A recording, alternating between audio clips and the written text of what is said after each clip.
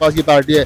10 अभी 5 जो राज्यसभा सांसद है पंजाब के, 5 के 5 सवर्ण बना, एक भी एससी एसटी ओबीसी माइनॉरिटी नहीं है। दिल्ली के 3 राज्यसभा सांसद है, 3 के 3 सवर्ण है, एक एससी एसटी ओबीसी और मुसलमान नहीं है। तो आप कैसे किस आधार पर क्लेम कर रहे हो कि आपकी बहुजन समाज की मेरी व्यक्तिगत सोच ये है कि अब 1 मिनट में गौतम जी को पार्टी में नहीं रहना चाहिए, तुरंत इस्तीफा देना चाहिए और ये समाज की मांग है।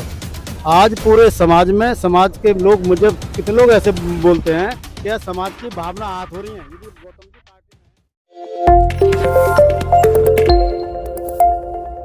फिरोजशाह रोड पर मिशन जय भीम जो संगठन है उसका राष्ट्रीय कार्यालय यहाँ पर बना दिया गया। मंत्री राजेंद्र गौतम, पूर्व मंत्री राजेंद्र गौतम यहाँ आए थे और उन्होंने उसका रिबन काट करके उद्घाटन कर दिया। मेरे साथ मिशन जय भीम के राष्ट्रीय अध्यक्ष मौजूद हैं, उनसे बातचीत करते हैं।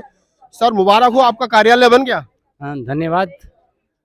यहाँ से सामाजिक गतिविधियां आप लोग एक्टिव रखेंगे या मंत्री जी का जो राजनीति अभी करने का उनका जो उद्देश्य है वो चीज भी यहाँ से चालू रखेंगे? मिशन जय भीम एक गैर राजनीतिक संगठन है, प्योरली सामाजिक संगठन है। इसका राजनीति से कोई संबंध नहीं है। हाँ, बाबा साहब के जो मानक हैं उन मानकों पे हम चलना चाहते हैं और चल रहे हैं। उसमें भारतीय संस्कृति का एक बौद्ध ज्ञान इसका एक एसेंशियल पार्ट है। तो हम बौद्ध संस्कृति को आगे बढ़ाने की बात करना चाहते हैं और समाज को इस बौद्ध संस्कृति, बाबा साहब के जो आदर्श हैं उनको आत्मसात करने के लिए प्रेरित करते हैं। ये मिशन जय भीम का ये काम है, आपने बताया। लेकिन मेरा कहने का मतलब ये है कि मंत्री राजेंद्र गौतम जो मंत्री नहीं है, वो पहले मंत्री थे, 22 प्रतिज्ञाओं के चलते उनका जो है वो इस्तीफा हुआ। अभी आज जैसे केजरीवाल ने कहा है कि भारतीय करेंसी पर लक्ष्मी और गणेश की फोटो होनी चाहिए, तो ये हालांकि राजनीतिक सवाल है, लेकिन मिशन जय भीम ऐसे सामाजिक कार्यकर्ता है, बाबा साहब डॉक्टर अम्बेडकर के विचार से आप जो है वो ओतप्रोत हैं, तो आपको लगता है कि किसी धर्म विशेष के देवता को भारतीय करेंसी पर होना चाहिए? एक विडंबना है ये कि हमने ये समझा था, दिल्ली वालों ने ये समझा था कि जब दिल्ली का इलेक्शन हुआ और केजरीवाल जी सीएम बने तो ये समझा गया था कि वी आर वोटिंग फॉर एक IITians जो कोई भी डिसीजन लेगा एक एनालिसिस करने के बाद लेगा। लेकिन मैं नहीं समझता कि अगर किसी भी धार्मिक पिक्स को, चित्र को हम नोट पे छापेंगे तो उससे कोई इकोनॉमी इम्प्रूव होगी, ऐसा मुझे नहीं लगता। अच्छा, एक सवाल और है आर्य जी। सवाल ये है कि जिस प्रकार से जो केजरीवाल ने कहा है, मतलब ये स्टेटमेंट शायद इसलिए तो नहीं दी, आपको लगता है कि उनको लगता है कि मंत्री राजेंद्र गौतम की 22 प्रतिज्ञा अपनाने से जो एक डेंट लगा है, अगर वो इस प्रकार की स्टेटमेंट दे देंगे कि हम इतने तगड़े हिंदू हैं, मोदी से भी तगड़े वाले हिंदू हैं, कि हम जो कह रहे हैं कि भारतीय करेंसी पर देवी देवता को, तो डेंट को पाटने की कोशिश की जा रही है।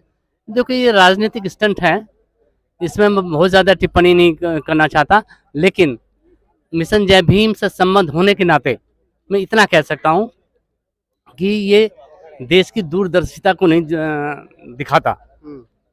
अगर वो ये बात करते कि जो सबसे बड़े इकोनॉमिस्ट, अर्थशास्त्री रहे बाबा साहब, उनके फोटो की अगर उसमें बात करते, कहा मनीष तिवारी ने कहा, कांग्रेस के प्रवक्ता, उन्होंने कहा कि हम चाहते हैं बाबा साहब डॉक्टर अम्बेडकर की फोटो नोटों पे। मैं उसका समर्थन करता हूँ, मिशन जय भीम उसका समर्थन करता है।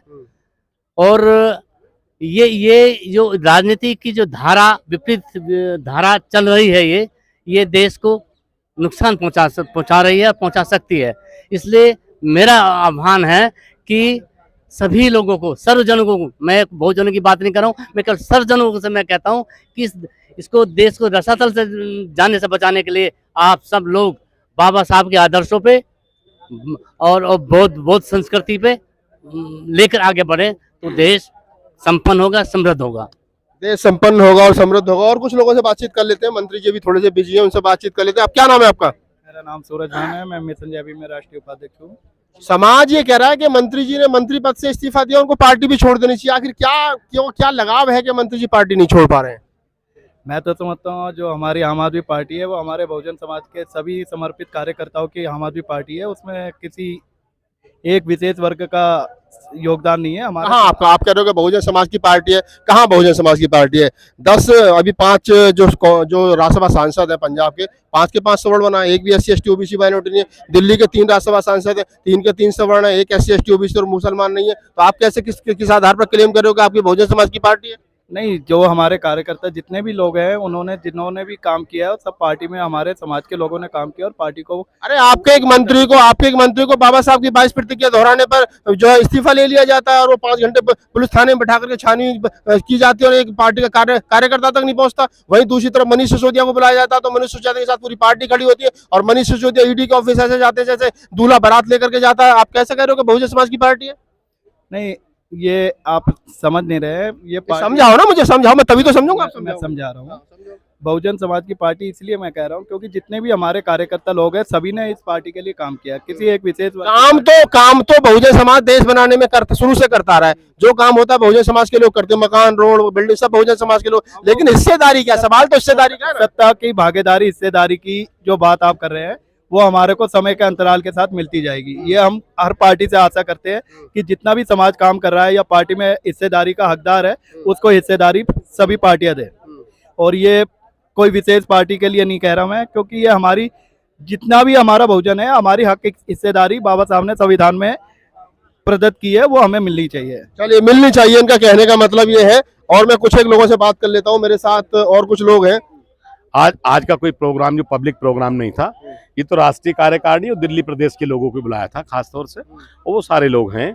और जब भी कोई, अभी हम 27 तारीख को, अभी हम बात चल रही है, अभी 27 नवंबर को हम लोग प्रोग्राम करने जा रहे हैं। तो तब देखिएगा, आप क्यों चिंता कर रहे हैं? 27 नवंबर को कोई बड़ा प्रोग्राम हुआ।